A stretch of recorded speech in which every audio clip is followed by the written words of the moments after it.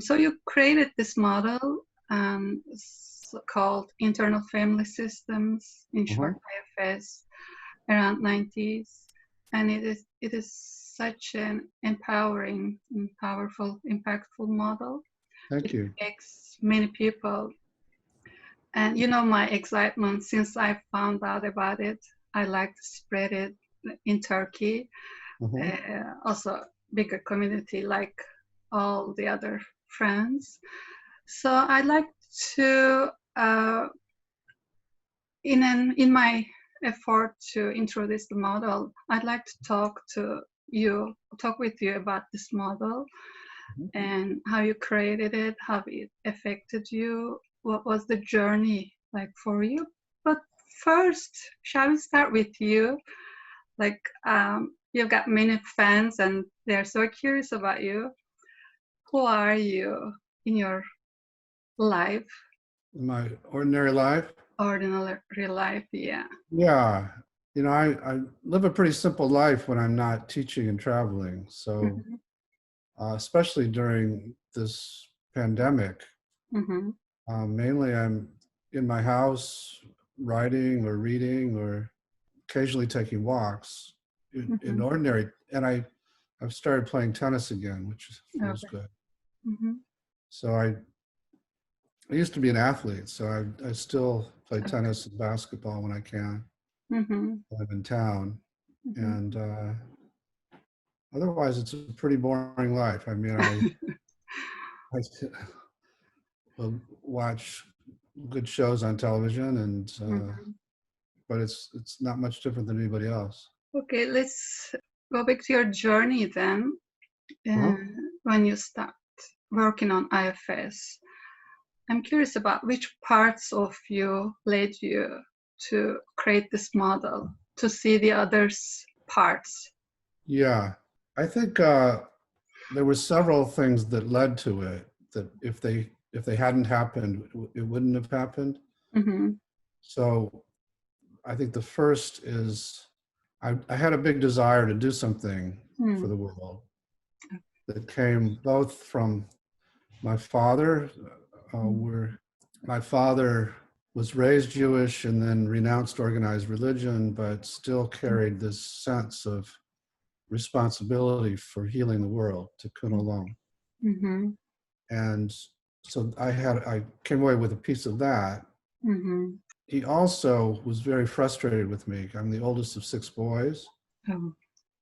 And he was a very prominent doctor, physician, researcher, endocrinologist. I was supposed to be that. And I just didn't have a head for science, at least that kind of science. And 3 of my brothers are very prominent medical types, some couple researchers. And so he was hard on me. So he gave me a big burden of worthlessness, which then made me want to prove him wrong. So it created these parts that were very eager to do something to show I wasn't worthless. And so I had that, and then I happened, partly through him, to get a job during college on a psychiatric unit. And I could see how that approach wasn't helping these adolescent kids who were on the unit, the psychoanalytic approach, and how the therapists were ignoring the families. And I would be there in the day room when the families would come to visit and would be scapegoating this kid mercilessly. And then none of that would come out in the therapy. And I knew something was wrong with that. So then I got invested in family therapy. It was a new field back in the early 70s, systems thinking. So IFS wouldn't have happened had I not studied systems thinking and family therapy. And so that when clients started talking about these parts, I automatically started to focus on their relationships with each other and how they interacted, rather than on each part individually. And that's one of the big differences between IFS and other systems that work with parts. And then as a family therapist, and again, because I had an attitude about intrapsychic based models, I stayed away from them. I didn't study those models at all. Mm-hmm. So that when clients started talking about this inner world, I didn't have a lot of presumptions. So I had to have that kind of beginner's mind the Buddhist talks about, where I just had to learn from my clients and their parts rather than having a lot of preconceptions about what they were. And Mm-hmm. so that had to happen too. I had to be really open-minded Mm-hmm. for IFS to have developed. Mm-hmm. So, and then I think the last thing I'll say is when I got to getting parts to separate and self came out in clients, Mm-hmm. I had, after college, learned something called transcendental meditation, Yeah. which Mm-hmm. gives you a mantra, and you do the mantra and you go into these other states that Mm-hmm. can take you away and also can make you feel good. And so I had experience in going to those places. And so when I stumbled onto self, I kind of knew what I'd run into from Mm-hmm. those previous experiences. I figured that this is something like what I'd experienced. So anyway, that's a long answer to your question, but No, that's good. Listening. I think, yeah, there were many factors that had even one of them not been in place, IFS wouldn't exist. Okay. Mm-hmm. So listening to your clients and being curious about them with an open mind helped you a lot. And Yeah. finding self in yourself also helped you. Mhm. Would you like to talk about the model, the basic assumptions or main points of the model? We can go on. So the first thing I learned from clients was Mhm. that they had what they called parts, which at first I did have some preconceptions and I thought they were internalized voices or impulses that were getting in their way. But as I stayed curious and my clients, I had a couple clients who were really articulate about it.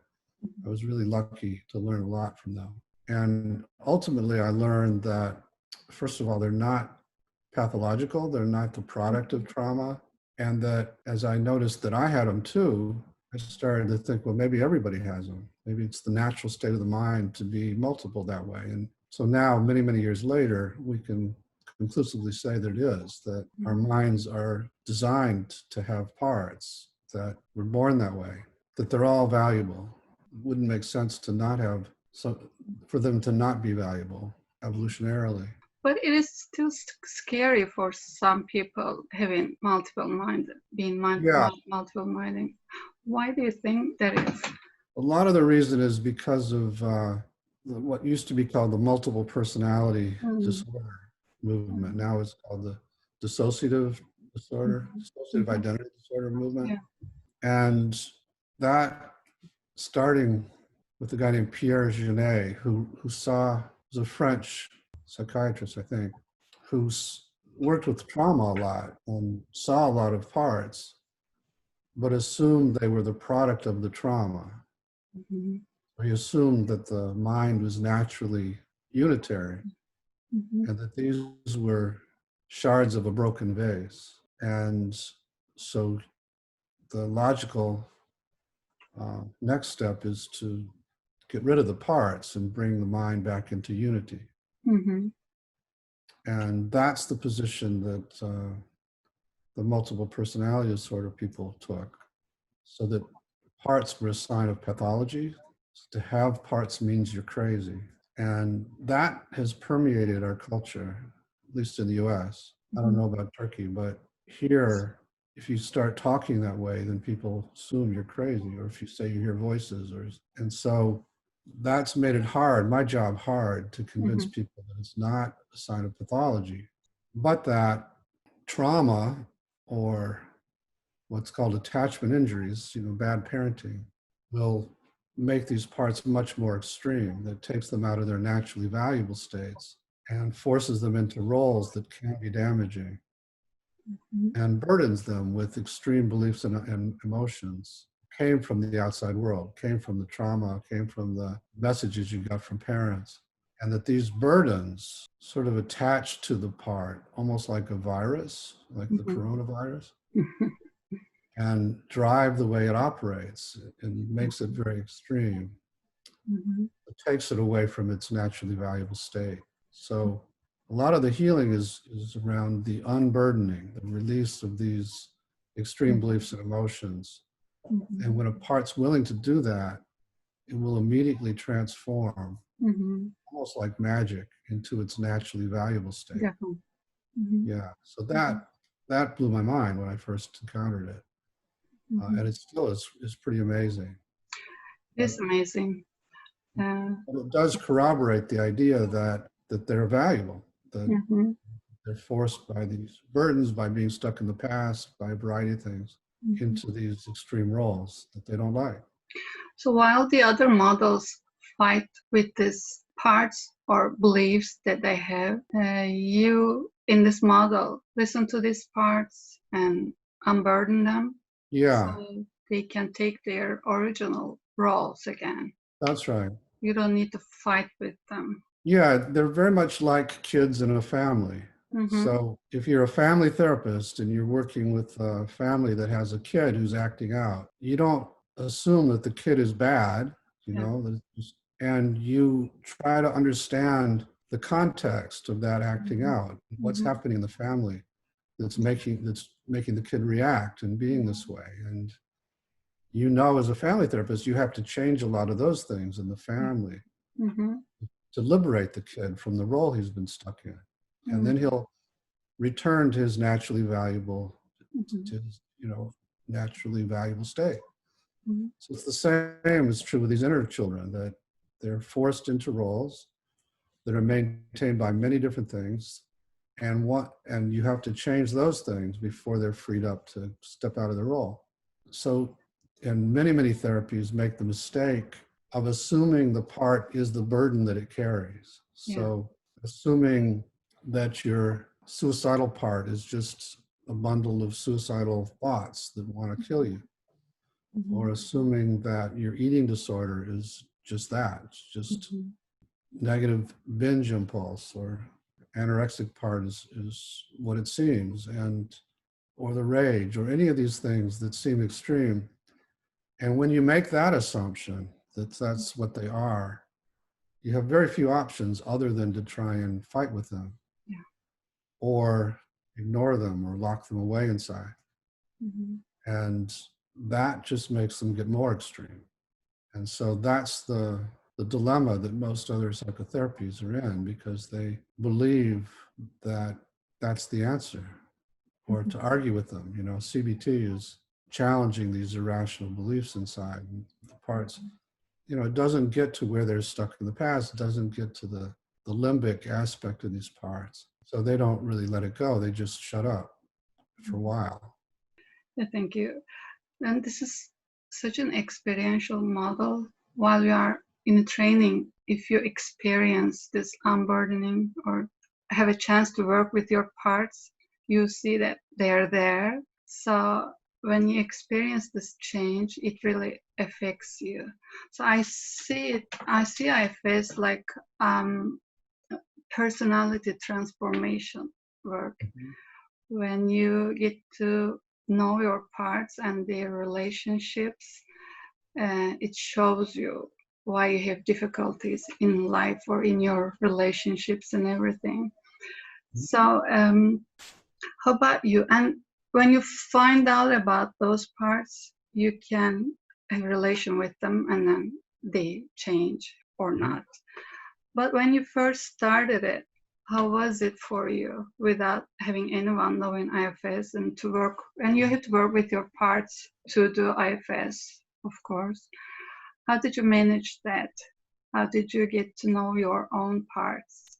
My own parts. Yeah, well, as I was saying, because I started with eating disorders, and I would be working with bulimics at the time, where they would binge and purge.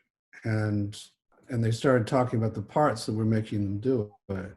You know, for a while, I thought how crazy these people are. When they know better, when they know it's bad for them, why are they doing this? And then I started to notice inside myself, and I've got a binge part, And Oh. when I feel under stress, that part will take over and make me too much. And if I felt constantly under stress, I'd be doing what they did. And if I also then were terrified of gaining weight, then I would find some way to purge. And so gradually I started moving away from these people are crazy to I'm not so different. And maybe these parts of mine need that kind of help from me. And also, I was lucky because I had clients who would challenge me when I was off base. And if I was being too directive or too much the authority, if I was insensitive, was not listening to them, then they would say, there's a part of you that's in the way. After learning not to be defensive to that, whenever I was defensive, they would just escalate. I started to check it out, and in fact, most of the time they were right. And so I let my clients be what I call my tormentor, in an English word, hyphen between the torment and the mentor, in the sense that by bothering me, they were bringing up the parts that I needed to heal. So that's how I found a lot of my parts, by letting not only my clients, but also my wife at the time and some other people around me. When I would get triggered, I would think, oh, okay, here's another part I need to do something with. So you let your clients teach you about your parts. How much do you think have you changed since then? Like, how about your critic parts? Everybody has them, I think, and giving us hard time. We have to be all perfect.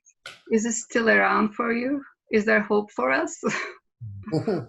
Yeah, no, I don't have much. I don't hear much from my former critic. I had a really brutal critic, for some of the reasons I already mentioned. With my father, it would echo my father. It even had my father's voice. It was very inhibiting. It made me very afraid to be seen and afraid to be judged in any way. And I was terrified of doing oral presentations in school, for example, and avoided them all the way through college, pretty much. And I can relate to that. yeah, Yeah, definitely.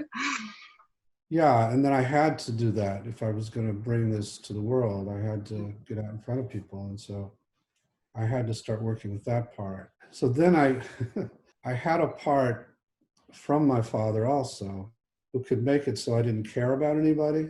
Like I didn't care what they thought. It was be very kind of arrogant almost, and could, in my mind, sort of put other people down, and they're not good enough for me to worry about. So then I started to rely on that part.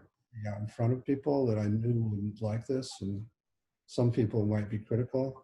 And that worked for a while, but it didn't work well as I became a leader of a community.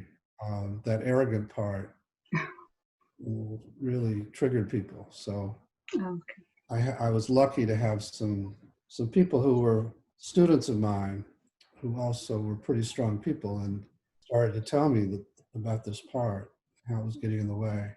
And so I began working with that one too. So yeah, so I came out of my family with my father with this sense of worthlessness, and then with this part that didn't care what people thought, to protect that, and a kind of a part that was desperate to prove I was valuable, that made me work very hard, and then this critic. So all of that's a long way of saying that I now have worked with the worthlessness, so I don't feel that almost at all anymore. And as a result, the critic has calmed down a lot and doesn't really, almost never gets triggered and is in a totally different role. And so, yeah, I mean, I still have work to do on other parts, but there is hope for those kinds of things. That's a good thing. I mean, there's hope, there's a way. So I think we need to be thankful for your critics or arrogant part, because it must have been very hard for you to say something very different than the others. So you're putting something new out. Yeah, it was hard. Yeah, the arrogant part, I think this might be a separate part, but I also have this rebel part that Oh. likes to challenge authority. Okay. And was active in the 60s when I was in college and after Mm-hmm. college. So when I saw this big psychiatric establishment and got clear that from learning from my clients that a lot of their ideas were wrong, I could rely on that rebel also, along with the arrogant part, to get me in front of people and not care Okay. about their criticisms. So they helped you a lot. Okay. And also you say that we see that people can work on themselves doing IFS. And they might need help, but they can also do it by themselves, which is good. So you did it by yourself with the help of your clients, of course. And Well, at some point, I found somebody that I could Oh, yeah? trade sessions with. Yeah, I did it with an IFS therapist as well. How about other therapy models? Have you ever been to another therapy, like psychoanalysis or? I've never done CBT? psychoanalysis No. or, you know, my first wife and I did a lot of couples therapy. Mm-hmm. Some of it was based on something called Imago, a few other things.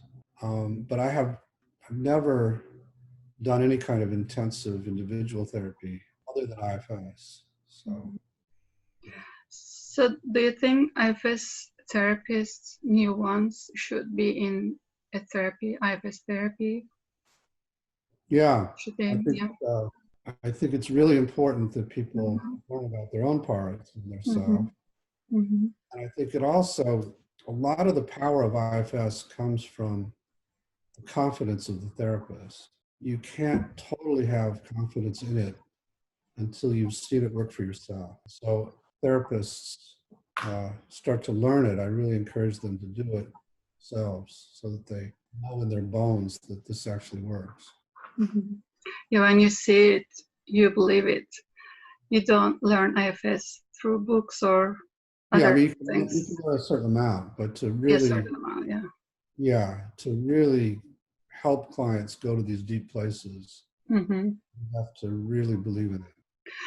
When you see people in your trainings or in your life, what do you think? I mean, how is it that they fall in love with IFS?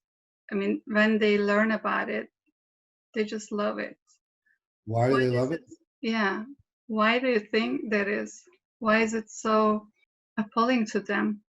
I think there are several reasons. Mm-hmm. One is that it's what we call non-pathologizing. Yeah.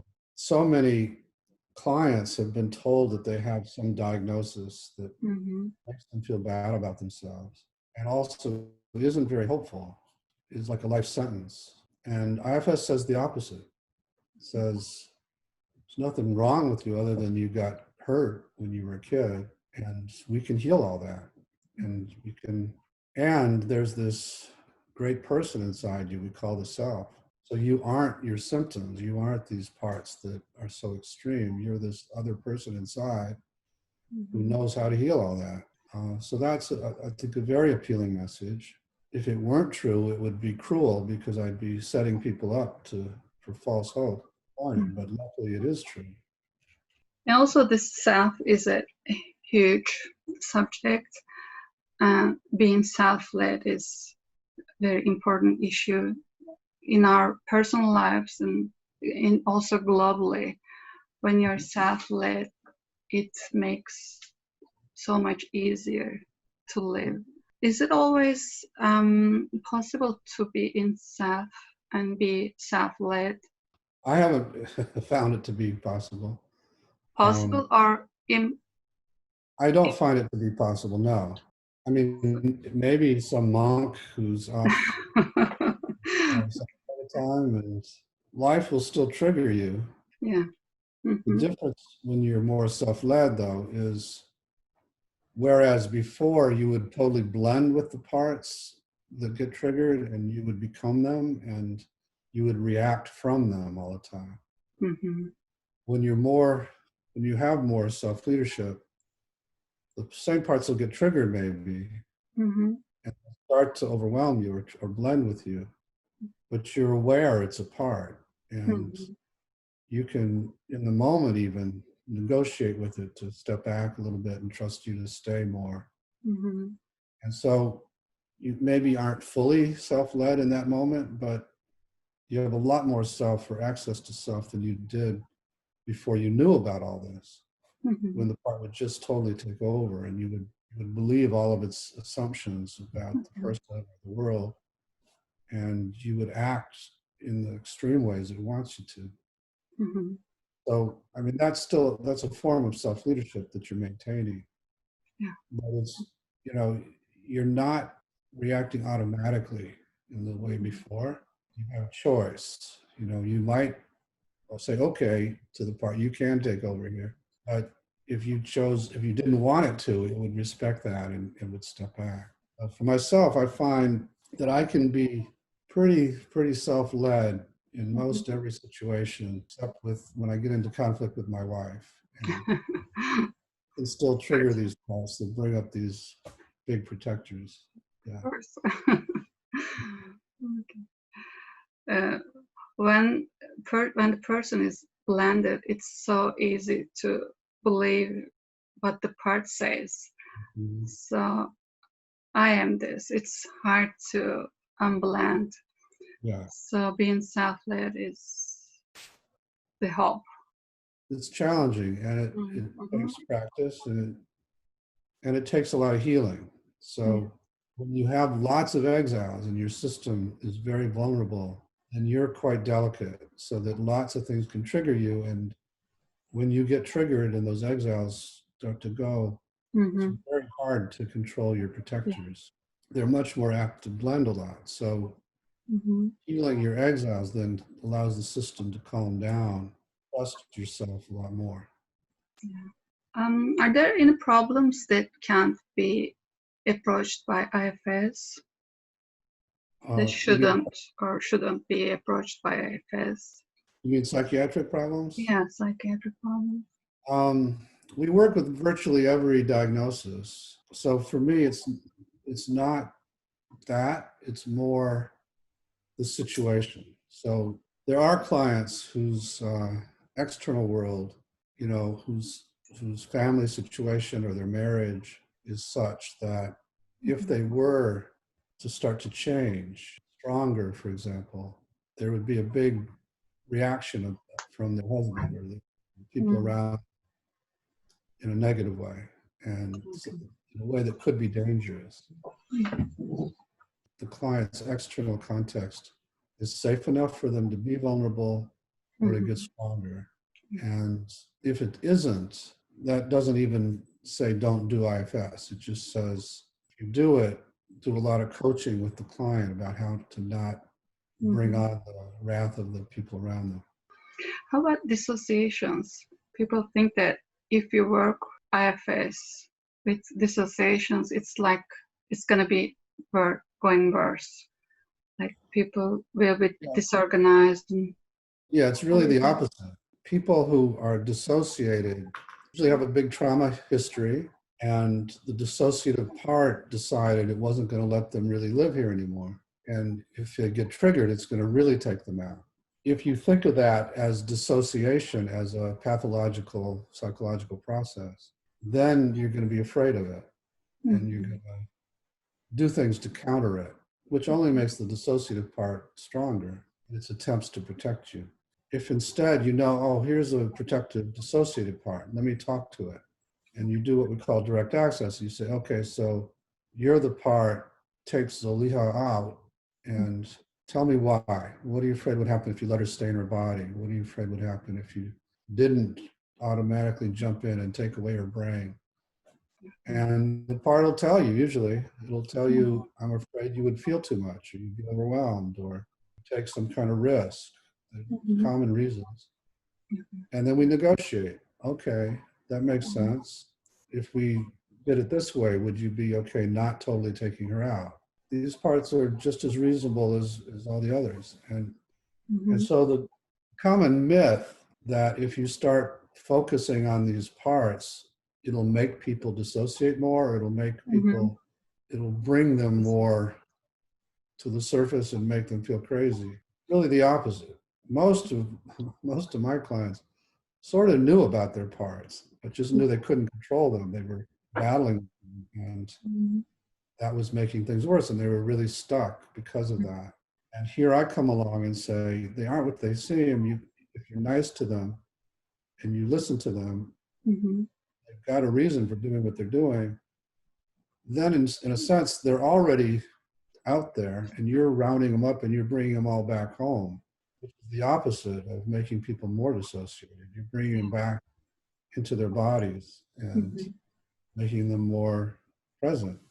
And it is possible to, quote unquote, dissociate somebody more, not because you're working with their parts, but if you work with the wrong part at the wrong time. If you work with exiles, for example, without getting permission from the dissociated part or from the other protector, then people will backlash and they'll become far more dissociated, or they'll have other kinds of extreme reactions. And so I learned the hard way how important it was to be ecologically sensitive when you're working in these inner systems. These are delicate ecologies. I learned the rules, and I learned how to do it in a safe way, which involves getting permission before we go to certain places. And then you don't have any kind of blasting apart dissociation.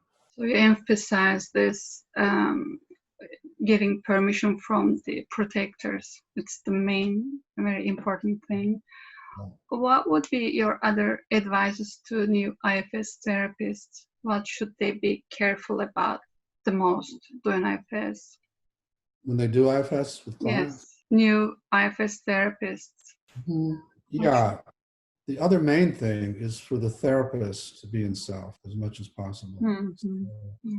So we, in our training programs, as you know, we help therapists know their own parts that get triggered by clients, and how, when they are with a client, to check and see how much they're in their bodies, how much they're in self, and when they're not, to find the parts and get them to step back, and to do that even before the session, do a little meditation to get into self as much as possible. So that's the other really important thing. Whether or not you do IFS, you can do other kinds of therapy. Being in self is really an important part of the healing, regardless of what kind of therapy you do. Thank you very much. It's been such an honor and privilege for me, Dick, doing this. Thank you for your time.